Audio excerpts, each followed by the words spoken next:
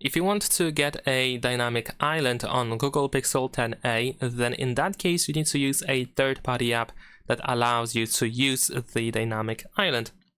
So if you go to the Play Store, you should be able to use the search button at the bottom of the screen, and then at the top we can type something like a dynamic island or something similar in order to try to find these apps that allow you to get the dynamic island. And as you can see, we have many different example apps that of course we can try out. So you can try to pick your favorite one out of all of these. In my case, I'm gonna use this one over here. I'm gonna install it. I'm gonna show you how to set it up and how to customize it a little bit. And if you like it, then of course you can use it. If not, try anything else.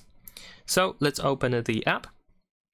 Now, in this case, we will have to tap on next. Now in here we have the instructions.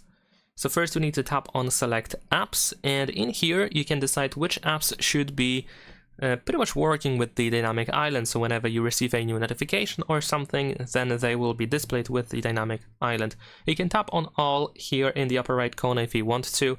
You can manually decide individual apps that should be working with the dynamic island. And then we're gonna go back. Over here we need to grant the access to notifications. So tap over here, select dynamic spot, and allow the app the notification access. Then we need to tap on the draw on screen, tap on allow, tap on the draw on screen again, and then go next.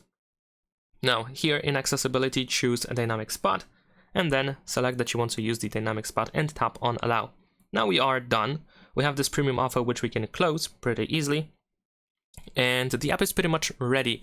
But before we move on and end the video, I can also show you to go to notifications, and then here in apps you can once again decide which apps should be working with the dynamic island in case in the future you want to make some changes.